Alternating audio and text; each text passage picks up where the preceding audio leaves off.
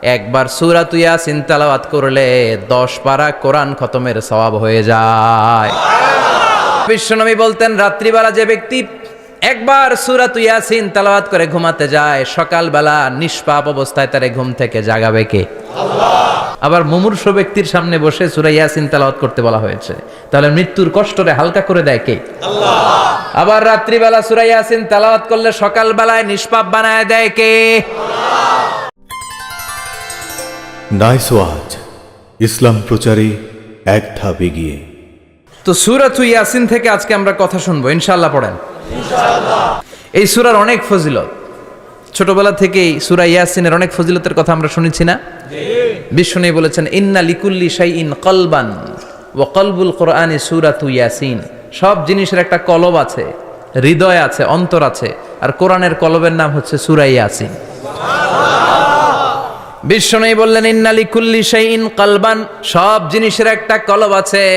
ওয়া ইন্না কলবাল কোরআনি সূরাতু ইয়াসিন, আর কোরআনের কলবের নাম হলো সূরাতু ইয়াসিন। মান ক্বারাআ সূরাতা ইয়াসিন মাররা ওয়াহিদা, একবার সূরাতু ইয়াসিন তেলাওয়াত করলে 10 পারা কোরআন খতমের সওয়াব হয়ে যায়। বিশ্বনবী বলতেন, ইন্না ফিল জাসাদি মুদগা, দেহে একটা গোশতের টুকরা আছে। ইযা সালুহাত সালুহাল জাসাদু কুল্লু, এই দেহের গোশতের টুকরা যদি ভালো হয়ে যায়, পুরো দেহটারে ভালো করে দেয় কে? আল্লাহ। এই দেহের গোশতের টুকরাটা যদি পচে যায়, পুরো দেহটারে নষ্ট করে দেয় কে? আল্লাহ। বিশ্ব নবী বললেন, আলা ওয়াহিয়াল কলব, ওই টুকরাটার নাম হলো কলব। টুকরাটার নাম কি? কলব। এজন্য কলবের মধ্যে আল্লাহর জিকির বসাইতে হবে। কি বসাবেন? নাকি আয়না বসাবেন? আয়না বসায় না? আয়না বসাইয়া দে মোর দয়াল বাবা, কেবলা কাবা, সব মুখস্থ। আয়না বসাইয়া দে মোর। নবীর কলবে আয়না বসায় নাই নবী। সেদিন আবু বকর, ওমর ফারুক, কেউ আয়না বসাইছে? আবু হানিফা, শাফিঈ, এরা কলবের মধ্যে আয়না বসাইছে? বসাইছে জিকির। চিল্লায় বলেন, বসাইছে কি? এজন্য আল্লাহ বললেন, আলা বিযিক্রিল্লাহি তাতমাইন্নুল কুলুব। দুনিয়ার কোন জিনিস দিয়ে কলব ঠান্ডা হয় না, দুনিয়ার কোন জিনিস দিয়ে কলব পরিচ্ছন্ন হয় না। কলব শুধু পরিচ্ছন্ন হয় একটা জিনিস দিয়ে, লা ইলাহা ইল্লাল্লাহ, লা ইলাহা ইল্লাল্লাহু মুহাম্মাদুর রাসূলুল্লাহ সাল্লাল্লাহু আলাইহি ওয়াসাল্লাম। তাহলে কোরআনের একটা কলব আছে। আমাদের দেহে যেমনি কলব আছে, প্রতিটা প্রাণীর যেমনি কলব আছে, অন্তর আছে, কোরআনেরও কলব আছে না নাই? আছে। কোরআনের কলবের নাম? চিল্লায় বলেন, কোরআনের কলবের নাম? আবার বিশ্বনবী বলতেন, ইকরাউ আলা মাউতাকুম সূরাতা ইয়াসিন, তোমাদের মুমূর্ষু ব্যক্তিদের সামনে বসে সূরাতু ইয়াসিন তেলাওয়াত করো। রূহ চলে যাবে, মৃত্যুর একেবারে দ্বার প্রান্তে দাঁড়িয়ে এই মুহূর্তে তার পাশে বসে পড়তে আরম্ভ করেন, ইয়াসিন ওয়াল কুরআনিল হাকীম ইন্নাকা লামিনাল মুরসালিনা আলা সিরাতিম মুস্তাকিম। ওই ব্যক্তির ঈমানের মৃত্যু দান করে দিবে কে? আল্লাহ। মৃত্যুর কষ্ট হালকা করে দিবে কে? আল্লাহ। আবার বিশ্বনবী বলতেন, রাত্রিবেলা যে ব্যক্তি একবার সূরা ইয়াসিন তেলাওয়াত করে ঘুমাতে যায়, সকালবেলা নিষ্পাপ অবস্থায় তারে ঘুম থেকে জাগাবে কে? আল্লাহ।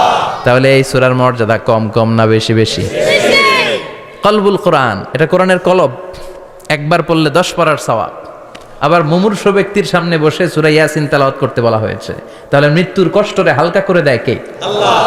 আবার রাত্রিবেলা সূরা ইয়াসিন তেলাওয়াত করলে সকালবেলায় নিষ্পাপ বানায় দেয় কে? আল্লাহ। মনে থাকবে? কোরআনের কলবের নাম কি? ভুলে যাবেন না তো? বেশি বেশি তেলাওয়াত করতে রাজি আছেন?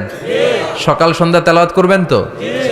সূরা ইয়াসিন ছাড়াও এই সূরার অনেকগুলো নাম তাফসীর গ্রন্থে পাওয়া যায়। এই সূরার একটা নাম হচ্ছে সূরাতুল কাদিয়া। সূরাতুল কাদিয়া, তাকদি হাজাতা কারিইহা। যে এই সূরা তেলাওয়াত করে, ওই তেলাওয়াতকারীর যে হাজত আছে, প্রয়োজন আছে, এই সূরার বরকতে আল্লাহ তার প্রয়োজন পূরণ করে দেয়। আমাদের জীবনে প্রয়োজন আছে না নাই? কার কাছে চাইবো? বিপদে পড়লে কারে বলবো? আমরা বিপদে পড়লে প্রথমে শেয়ার দেই ফেসবুকে। কোথায় শেয়ার? আগে শেয়ার দিব কার কাছে? মনে থাকবে? বিপদে পড়লে ফেসবুকে শেয়ার দিব না, বন্ধুরে শেয়ার করব না, বউয়ের কাছেও পরে শেয়ার করব। আগে শেয়ার করব কার কাছে? মনে থাকবে?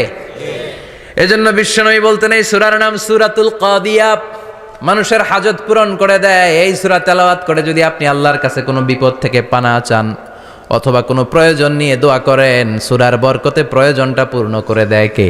আল্লাহ। কেউ যেটা পারে না পারে কে? আল্লাহ। কেউ যেটা দেয় না দেয় কে? আল্লাহ। কেউ যেটা শোনে না শোনে কে? আল্লাহ।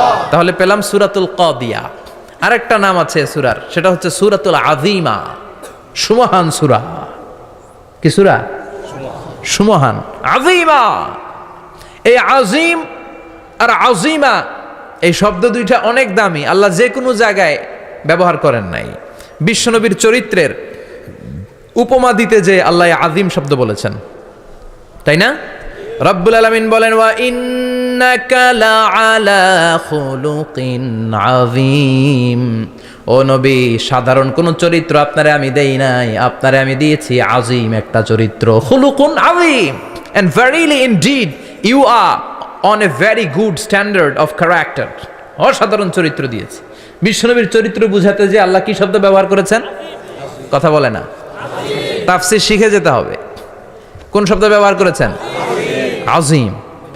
আবার আল্লাহ নিজের পরিচয় দিতে যে আযীম বলেছেন, ওয়ালা ইয়াউদুহু হিফযুহুমা ওয়া হুয়াল আলিয়্যুল আযীম। সুবহানাল্লাহ।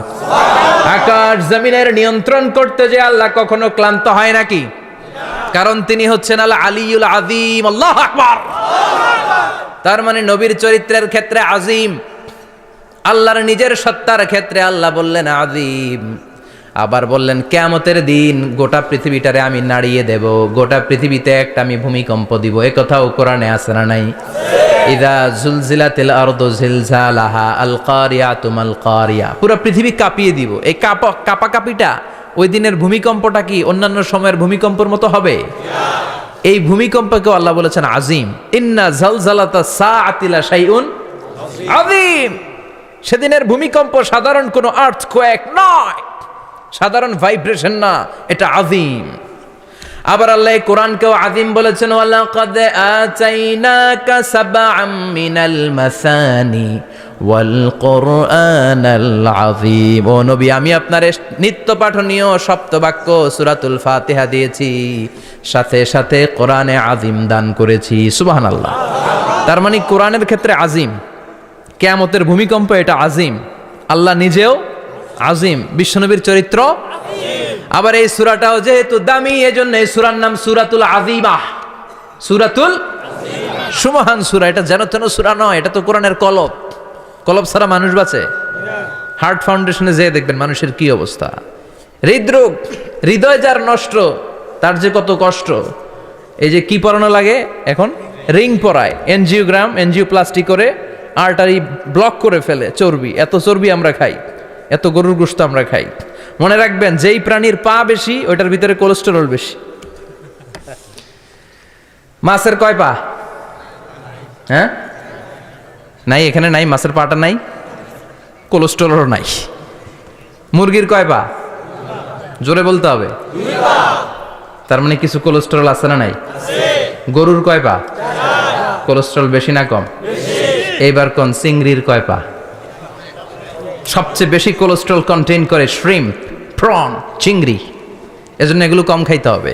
তবে 40-এর আগে যারা আছেন ধুমায়া খান, 40-এর পরে এই যে মাটন, ল্যাম্প, ছাগলের গোশ, খাসির গোশ, চিংড়ি, এগুলো আপনার ডায়েট থেকে বাদ দিয়ে দিতে হবে। বুঝতে পেরেছেন? এজন্য এই সূরাটা যেন তেন সূরা নয়, এটা তো কোরআনের কলিজা, হার্ট, হৃদয়। এজন্য সূরাটা সূরাতুল আযীমা। সুবহানাল্লাহ পড়েন। তার মানে 1 নম্বরে পেলাম সূরাতুল কাদিয়া, 2 নম্বরে পেলাম সূরাতুল আযীমা, 3 নম্বরে সূরার আরেক নাম হলো সূরাতুল মুইম্মা। সূরাতুল মুইম্মা। মুইম্মার 2 অর্থ। এক অর্থ হচ্ছে এটার বরকতটা আম, সবার জন্য, যেই পড়ে সেই বরকত পায়, এজন্য মুইম্মা। আবার মুইম্মার আরেক অর্থ হচ্ছে যেই সূরা শত্রুকে অন্ধ করে দেয়। কি করে দেয়? এই সূরার প্রথম 9টা আয়াত যদি বিপদে পড়ে, শত্রুর কবলে পড়ে আপনি তেলাওয়াত করেন, শত্রুর চোখটারে অন্ধ করে দিবে কে? আল্লাহ। বিশ্বনবী মক্কা থেকে যখন মদিনায় যায়, হিজরতের সময় বিশ্বনবী সূরাত ইয়াসিনের প্রথম 9টা আয়াত তেলাওয়াত করলেন। তেলাওয়াত করে আল্লাহর নাম নিয়ে ঘর থেকে বের হলেন, আশেপাশে কাফেররা ঘুরে কিন্তু বিশ্বনবীরে দেখে না, সবাই খেলে এরকম এরকম করে, ডানে বায়ে হাতায় বিশ্বনবীর সামনে দিয়ে যায়, কিন্তু কাফেরদের চোখ অন্ধ করে দিয়েছে কে? এজন্য কোরআন তেলাওয়াত করলে কাফেরদের চোখকে অন্ধ বানায় দেয় কে? এজন্য সূরার একটা নাম হচ্ছে সূরাতুল মুআম্মা। কি নাম? অন্ধ করে দেয়। তাফসিরে কুরতুবির মুসান্নিফ ইমাম আল কুরতুবি, উনাকে জালিম বাদশা বন্দী করেছিল। ওনার তাফসিরে এসেছে উনি শক্তিশালী লোক ছিলেন, জেলখানা ভেঙে বাঁচার জন্য দিছে দৌড়। উনারেও ধরার জন্য জালিম বাদশার সৈনিকেরা ঘোড়া নিয়ে রওনা হয়েছে, উনিও দৌড়ায়, ঘোড়াও পেছন থেকে আসে। ওমিয়া মানুষ কি ঘোড়ার দৌড়ের সাথে পারে? উনি হাঁটতে হাঁটতে হয়রান হয়ে এক বালুর ময়দানে যেয়ে ধপাস করে পড়েছেন। ওরাও ঘোড়া দিয়ে এসে নেমেছে, কিন্তু আজীব তামাশা, উনি বালুতে ধপাস করে পড়েই সূরাত ইয়াসিনের প্রথম 9 আয়াত তেলাওয়াত করতে শুরু করেছেন। ওরা নিচে নেমে ডানে বায়ে সামনে পিছনে খালি খুঁজে, কিন্তু দেখে না, সামনেই কিন্তু বসা। ওদের চোখটার অন্ধ করে দিছে কে? বিশ্বাস হয়? ঈমান হয়? এজন্য বিপদে পড়লে সূরাত ইয়াসিনের প্রথম 9 আয়াত পড়তে রাজি আছেন? আল্লাহ তুমি তৌফিক দাও। আর জোরে পড়েন আমিন।